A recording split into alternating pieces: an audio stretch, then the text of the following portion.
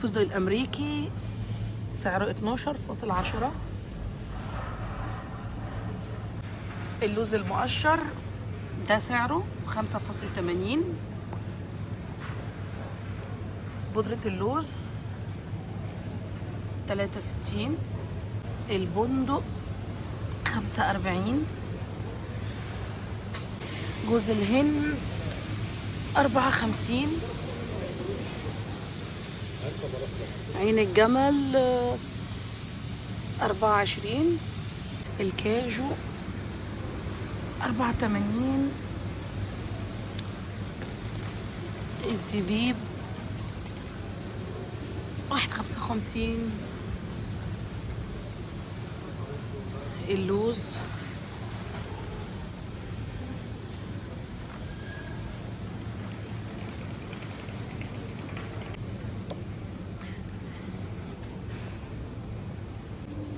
القراصية ده سعرها. وده نوع تاني من الزبيب الأصفر والأسود 250 جرام، ده السعر. وده نوع تاني نص كيلو ماركة كارفور.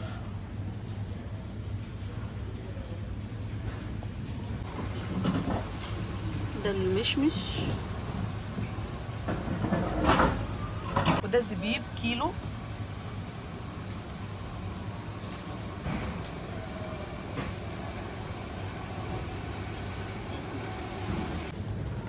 التين ده سعره. ونوع تاني من القراصية ده سعرها. والمشمشية كمان نوع تاني.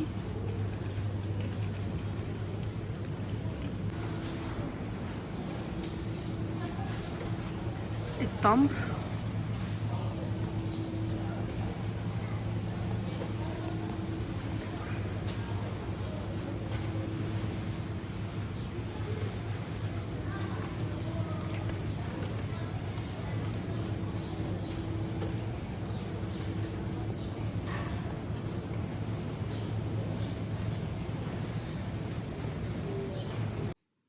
وفي اخر الجولة انا جبت احتياجاتي اللي انا هحتاجها في رمضان ان شاء الله. في حاجات نص كيلو زي عين الجمل، زي اللوز المقشر. في حاجات ربع كيلو زي المشمشية. التين 200 جرام. الصنوبر 250 جرام.